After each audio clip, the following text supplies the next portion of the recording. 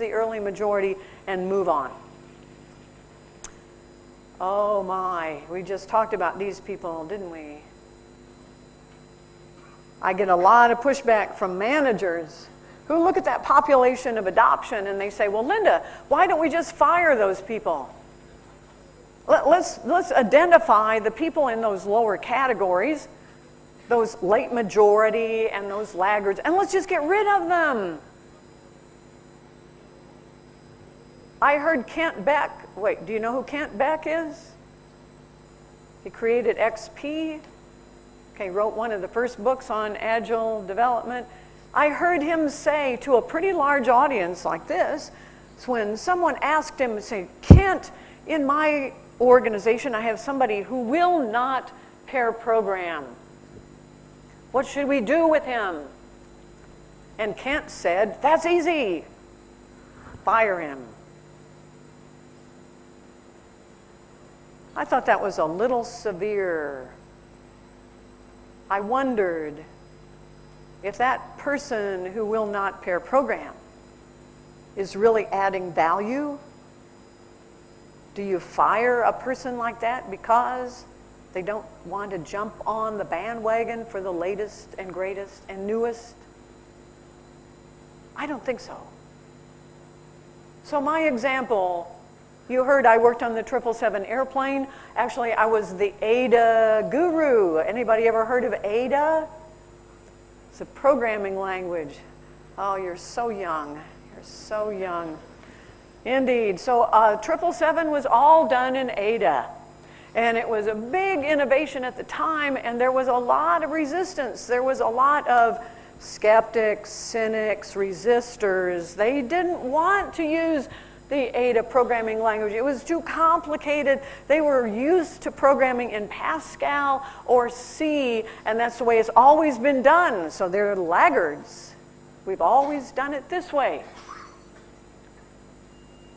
So there was a time when I thought, why don't we take all the people who are resisting ADA and we'll just fire them? And we'll have all of the new people, the ones who are excited about learning ADA, about a new object-oriented design that I believed was better. Why don't we just keep all of those innovative, younger people, because usually the people who are resisting are older, and we know old people, they're absolutely worthless. That's a joke. You're supposed to laugh. Come on. All right. Old people are worthless. So let's just fire all of those old people who won't come along with us on this train to innovation. And then I started looking around and I realized that if we got rid of all of the resistors, all of the skeptics, all the cynics, we wouldn't have anybody left who knew anything about the domain, who really understood avionics, who really had experience developing software for a new plane.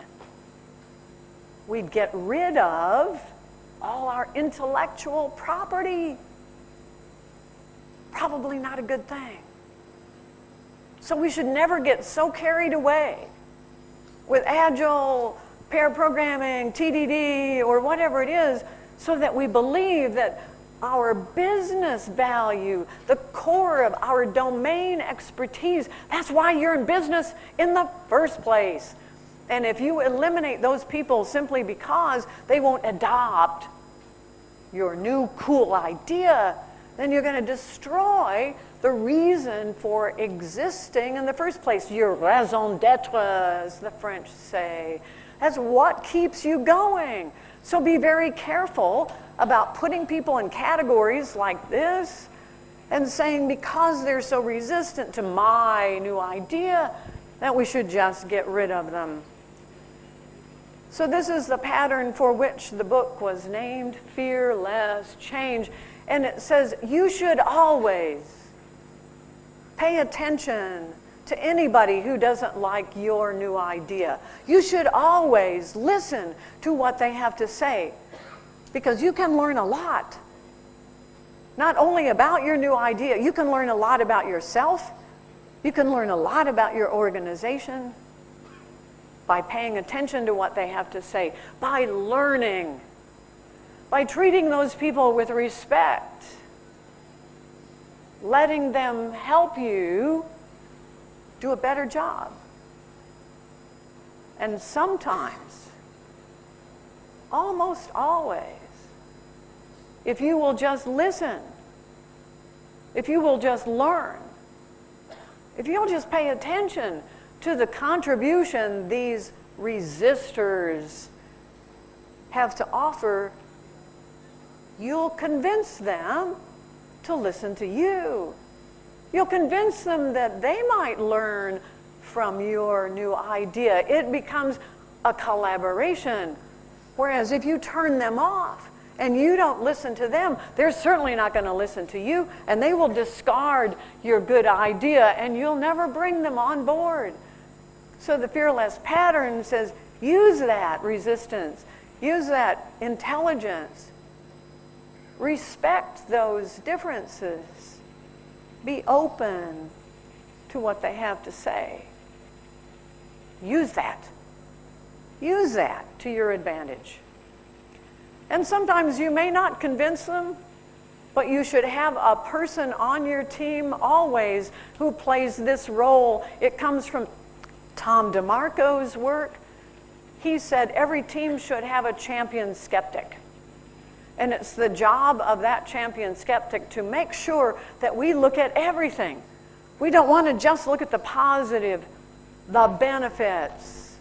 We want to see the big picture. We want to make sure that we don't get sucked in to some innovative idea that might not really be good for us. We want to make sure that we see everything, a wide view on how the world works. So the role of champion skeptic is a very good one for people who are not totally sold on Agile. Let them be on your team and let them tell you how they see things so that you'll make better decisions. It's a role I recommend, and if you don't have somebody on your team to play it, you take turns. Take turns being the champion skeptic for the day or the week, and you could even wear a black hat. Edward de Bono recommends having team members wear different colors of hats and think differently. We get trapped into a lot of thinking fallacies if we don't have something that jars us out of that. Finally, our myth number 5. How are we doing here? Yeah. I once talked to somebody at a conference who said, "Oh, Linda, I just got your book and I read all those patterns. It's really great, but there's just one problem, and that is those patterns do not work." Oh, I said, "Thank you. I'm always looking for feedback. So can you tell me what happened when you tried to use the patterns?" And as he talked about his new idea and how he went into his organization to introduce Agile, I had a vision. I saw this gentleman riding into his organization, and he was on a white horse, or maybe he was on an elephant. And he rode into the organization and he said, "Listen up, all you people. I have the truth. I can see what you can't see. You will have to listen to me so that I will save you from yourselves. You, the great unwashed. You don't know the answer, whereas I do." I don't know why he wasn't successful. It's unfortunate. We start out as evangelists. We start out believing, and then we become fanatics. And we don't want anybody else to have any part of this effort. We don't want anybody else to do anything. It's all about us. So the pattern that you need is ask for help. You want to bring in as many people as possible. It's the most convincing thing you can do to ask someone else to help you. Say, would you like to try pair programming with me? It's just an experiment, but let's just see how it works. Would you like to help me bring some cookies to the next meeting? Would you like to help me make a poster? Would you like? And to let as many others have a little piece of the innovation as possible. Share it. Embrace it. And when you do, don't forget to say thank you.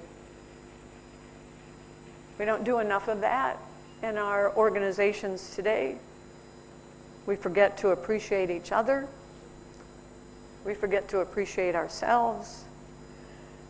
I had a good friend who worked over a weekend when his son had a birthday party, and he said, I didn't mind. It's my job. I was here all weekend. I was working on this database problem, and I did get it fixed. It was ready for the customer demo on Monday. But you know what? Nobody on my team, not my manager, my scrum master, nobody said, hey, I know you were here all weekend. I know you were the one who fixed that problem, and if it hadn't been for you, we wouldn't have been able to do that customer demo on Monday. Thank you. Thank you. I really appreciate your time and your expertise. We don't do that. And we often complain about how much we're paid or how many hours we work, and we know that has nothing to do with it. We know that it's about doing a good job, that we care about that, and being appreciated by the people we work with who really understand how hard that problem was and really understand what we did and how important it was. We've lost this ability to really say thank you, to appreciate each other. So it should be sincere, it should be on time, it should say exactly what happened. I know you were here all weekend and you missed your son's birthday party, and if it hadn't been for you, we wouldn't have been able to do that customer demo. There's a lot of research that shows people who practice that. We don't have time to go through it. And there are so many other patterns, and I wish I had the time to tell you, but I think we're running out of time. And maybe it's because you didn't get to win that iPad. I don't know. So you're supposed to tweet, right? You're supposed to tweet about how wonderful this conference is going to be, and I know it's going to be a wonderful day. And I'm so glad it started with your gift to me of your time and your attention and your raising of hands sometimes. I really appreciate that. I just want to say thank you. Thank you.